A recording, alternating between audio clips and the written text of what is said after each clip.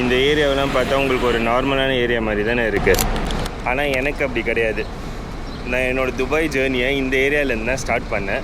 இன்றைக்கி என்னோடய Dubai journey start ஆன பிளேசஸ் எல்லாத்தையும் ரீவிசிட் பண்ணலாம் அப்படின்னு சொல்லிட்டு தான் இந்த இடத்துக்கு வந்திருக்கேன். நம்ம லைஃப்பில் ரெகுலராக ஒர்க்குக்கு போவோம், ஸ்ட்ரெஸ் இருக்கும், ஒர்க் ப்ரெஷர் இருக்கும். ஸோ பட் ஒரு பாயிண்டில் நம்ம ஸ்டாப் பண்ணி எங்கேருந்து இதெல்லாம் ஸ்டார்ட் பண்ணோம் அப்படின்றத நம்ம ரீவிசிட் பார்த்தா எப்படி இருக்கும். திடீர்னு அப்படி தோணுச்சு. ஸோ அதனால தான் இங்கே வந்தேன். ஃபஸ்ட்டு செம்மையாக பசிக்குது. போயிட்டு ஒரு டீ, இப்போ ஃபஸ்ட்டு போயிட்டு ஏதாவது ஒரு டீ இல்லை ஸ்நாக்ஸ் எதாவது சாப்பிடுவோம். நான் துபாய் வந்த புதுசில் ஃபஸ்ட்டு இந்த கரெக்ட் சாய் அப்படின்னு சொல்லிட்டு கேள்விப்பட்டது இந்த கடையில் தான், தரல் ரஃபா. இங்கே வந்து இந்த சாஃப்ரான் சாய்ன்னு சொல்லிட்டு இருக்கும். அந்த பாருங்க, சாஃப்ரான்லாம் போட்டுருப்பாங்க. சாஃப்ரான் சாய் வந்து 1 திரம்க்கு கிடைக்கும். ஆஹா, அதே டேஸ்ட்டு. டீ குடித்து முடிச்சிட்டேன். இன்னுமே 1 திரம் தான். நான் துபாய் வந்த புதுசில் இங்கே இருக்கிற பஸ்ஸெலாம் இருக்குது தெரியுமா, இந்த பஸ்ஸெல்லாம் பார்த்து கூட நான் எக்ஸைட் ஆனேன். ஏன்னா கண்டக்டரே இல்லாமல் ஒரு பஸ்ஸாக, ஏன்னா நம்ம ஊரில் வந்து ஏசி பஸ்லாம் ஜென்ரலாக இருக்கும். பட் இங்கே வந்து கண்டக்டர் கிடையாது, வெறும் ஒரு கார்டை கொடுத்துட்டு அந்த கார்டில் வந்து ரீசார்ஜ் பண்ணி யூஸ் பண்ணோன்னா எப்படி அது அப்படின்னு சொல்லிட்டு பயங்கர கன்ஃபியூஷனாக இருக்கும். இந்த பஸ் ஸ்டாப் பார்த்திங்கன்னா இங்கே வந்து நான் ஏறாத பஸ்ஸே இருக்காது. வேலை தேடி வரப்போ எல்லா பஸ்ஸுலையும் ஏறி அங்கேயும் இங்கேயும் சுற்றின்னு இருப்போம். கரெக்டாக இந்த பெஞ்சு தான், இந்த பெஞ்சில் இங்கே தான் வந்து உட்காந்து இருப்போம். வேலை தேடி இங்கே வந்தப்போ பின்னாடி ஒரு பில்டிங்கில் அங்கே தான் ஸ்டே பண்ணியிருந்தேன். அங்கேயும் போய் பார்ப்போம். இதே பெஞ்சில் இங்கே தான் உட்காந்து இருப்போம். இங்கே உட்காந்துட்டு எந்தெந்த ஏரியாவிலலாம் போய் வேலை அப்ளை பண்ணலாம் அப்படின்னு சொல்லிட்டு இங்கே தான் ஃபஸ்ட்டு டிஸ்கஸ் பண்ணி அப்படியே இங்கே பார்த்துட்டு பஸ் ஏறி போவோம். போயிட்டு முடிச்சுட்டு திருப்பி இதே ஸ்பாட்டுக்கு இதே பெஞ்சுக்கு தான் வருவோம். இந்த பெஞ்ச் வந்து ஒரு மறக்க முடியாத பெஞ்சு. இந்த ஏரியாவில் ஒரு மெயினான விஷயம் என்ன தெரியுமா உங்களுக்கு, மெட்ரோ ஆக்சஸ் இருக்குது. இதோ இங்கே பஸ் டிப்போ இருக்குது. எல்லா இடத்துக்கும் இங்கே பஸ் இருக்குது. ஈவன் அபுதாபி கூட இங்கேருந்து பஸ் இருக்குது.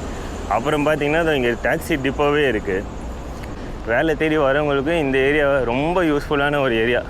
எங்கே வேணாலும் டக்குன்னு கொஞ்சம் ஆக்சசபிளாக இருக்கும். இப்போ பார்த்திங்கன்னா இந்த வெயில் டைம் வேறு ஸ்டார்ட் ஆகிடுச்சா, மணி இப்போது 7:15 தான் ஆகுது.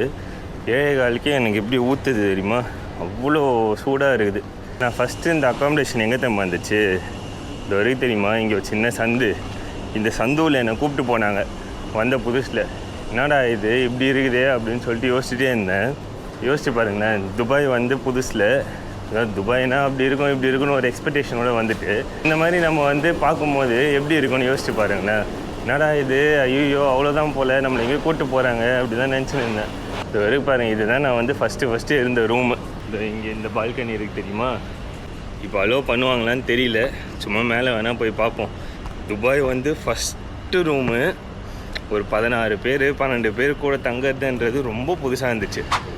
இந்த ஃப்ளாட்டு தான் M03. போய் பார்ப்போம் உள்ளே வந்து அலோவ் பண்ணுறாங்களான்ட்டு.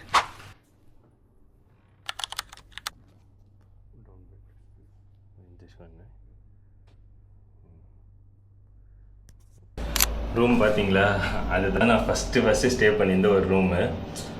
லைக் வந்த புதுசில் பார்த்துட்டு என்னடா இது இவ்வளோ பேர் வந்து ஒரே ரூமில் ஸ்டே பண்ணியிருக்காங்க, வெறும் பங்கர் பெட்டாக போட்டு அப்படின்ற மாதிரி இருந்துச்சு.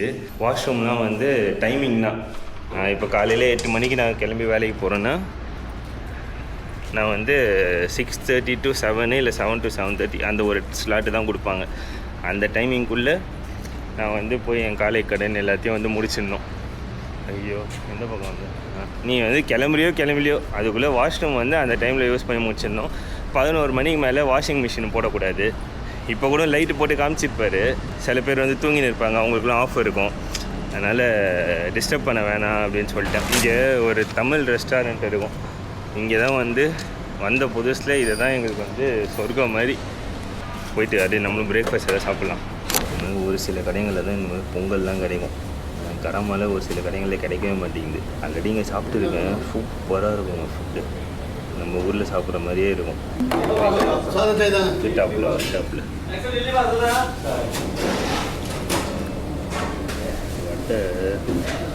வடை, சாம்பாரில் ஒரு டிப்பு, தேங்காய் சட்னியில் ஒரு டிப்பு,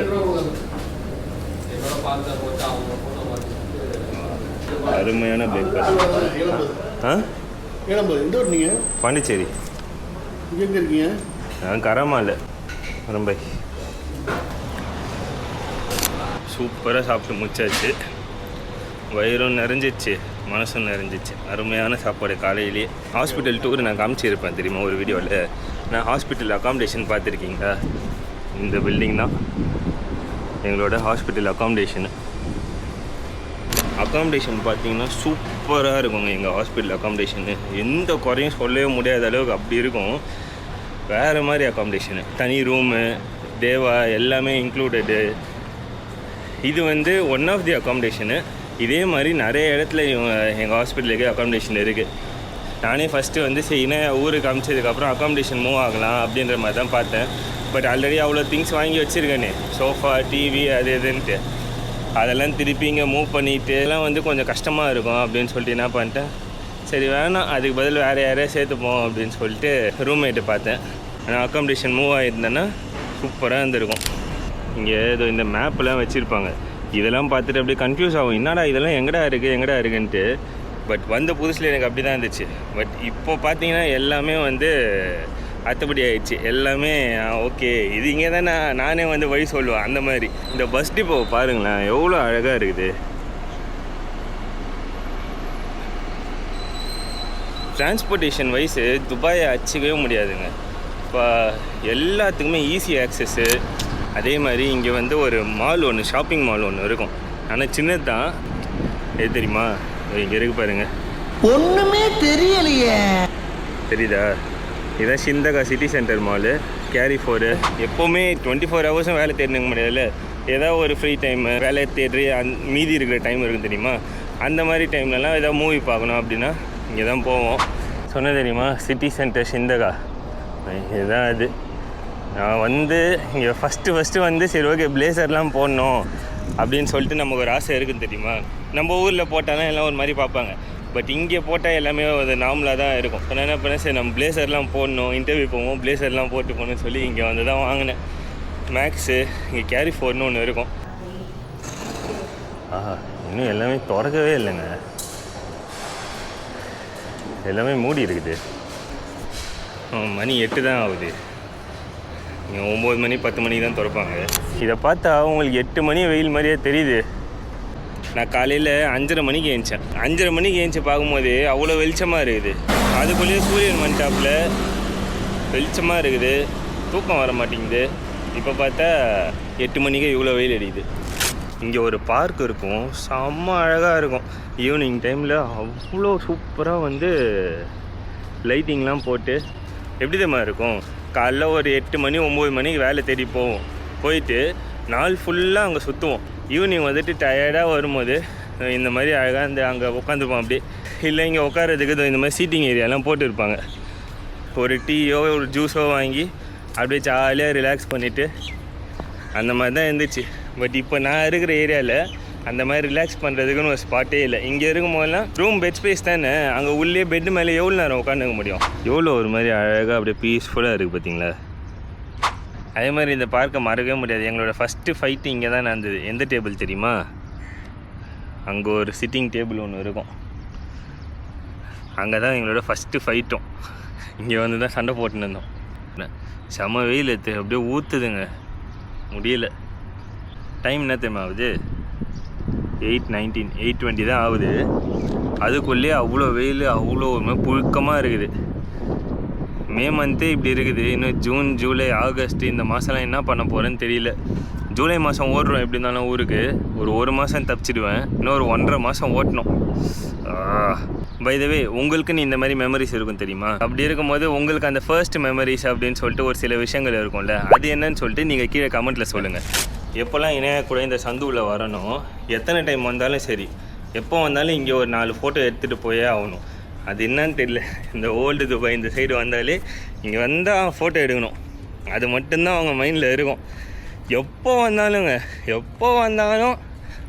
நான் இங்கே நிற்கிறேன், எனக்கு இந்த மாதிரி ஃபோட்டோ எடுக்கிறியா? இந்த பிளேஸ்க்கெலாம் வரும்போது அந்த பழைய மெமரிஸ்லாம் அந்த ரீகலெக்ட் ஆகுது தெரியுமா? அது ஒரு மாதிரி நல்லா இருக்குது.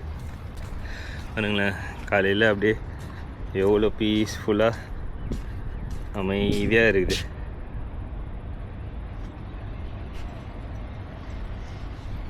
நீங்கள் அந்த வீடியோ பார்த்துருந்தீங்கன்னா உங்களுக்கு தெரியும். ஒன் லாஸ்ட் அவுட்டிங்குன்னு சொல்லிட்டு ஒரு வீடியோ போட்டுருப்போம். இன்னும் வந்து ஊருக்கு கிளம்புறதுக்கு முன்னாடி இதே பெஞ்சு இங்கே தான் உட்காந்து ரொம்ப நேரம் பேசின்னு இருந்தோம். சரி ஓகே, எப்படிலாம் நம்ம வந்து ப்ரிப்பேர்டாக இருக்க போகிறோம், யூனோ எப்படி இந்த லாங் டிஸ்டன்ஸ்லாம் எப்படி ஒர்க் ஆகும் அப்படின்னு சொல்லிட்டு ரொம்ப அப்படியே உட்காந்து பேசினே இருந்தோம். கொஞ்சம் கஷ்டமாக தான் இருக்குது. இங்கே பின்னாடி வந்து ஒரு நேபாளி கடை இருக்கும். அங்கே மோமோஸு, இந்த ஃப்ரைட் நூடுல்ஸு இதெல்லாம் வந்து சூப்பராக இருக்கும். அங்கே ஒரு வாட்டி ஏதாச்சும் இந்த சைடு இப்படி வரும்போது இந்த கடையில் சாப்பிட்டோம். அப்போதுலேருந்து டேஸ்ட் ஓட்டிக்கிச்சு. ஓகே, வீக்கெண்ட் ஆகிடுச்சு, எங்கன்னா வெளியே போகலான்னா ஒன்று இணையாக சொல்லும், ஓகே நம்ம அந்த நேபாளி கடைக்கு போகலாமே அப்படின்ட்டு. ஆனால் இப்போ அந்த கடையே மூடிட்டான், அந்த கடையே இல்லை இப்போது. வந்த புதுசில் ஈச் அண்ட் எவ்ரி திரம் வந்து அவ்வளோ முக்கியமாக தெரிஞ்சுது. ரொம்ப யோசிப்போம், ஒரு திரம் ஸ்பெண்ட் பண்ணுறதுக்கு ஏதாவது ஆஃபர் இருக்குதா, இந்த கடையில் கம்மியாக இருக்கான்னு தேடி தேடி போய் சாப்பிட்றது, தேடி தேடி போய் ஏதாவது ஒரு விஷயம் வாங்குறது, அந்த மாதிரி இருந்தது. பட் அந்த டைமில் காசு வந்து கம்மியாக இருந்தாலும் ஒரு மாதிரி ஹாப்பியாகவும் இருந்துச்சு அந்த டைமில். சரி, புது இடம்ல, அதனால் அந்த ஒரு எக்ஸைட்மெண்ட்டும் அந்த ஒரு ஹாப்பினஸும் இருந்துச்சு. மோஸ்ட்டாக சோஷியல் மீடியாவில் நம்ம இப்போ இருக்கிற ரிசல்ட்டை தான் பார்ப்போம். பிகினிங் ஸ்டேஜை பற்றி அவ்வளோ பேச மாட்டோம். ஏன்னா பிகினிங் ஸ்டேஜ் வந்து கொஞ்சம் ஸ்ட்ரெஸ்ஃபுல்லாக இருக்கும், ஒரு மாதிரி கன்ஃபியூஷனாக இருக்கும், ஹோம் சீக்காக இருக்கும்.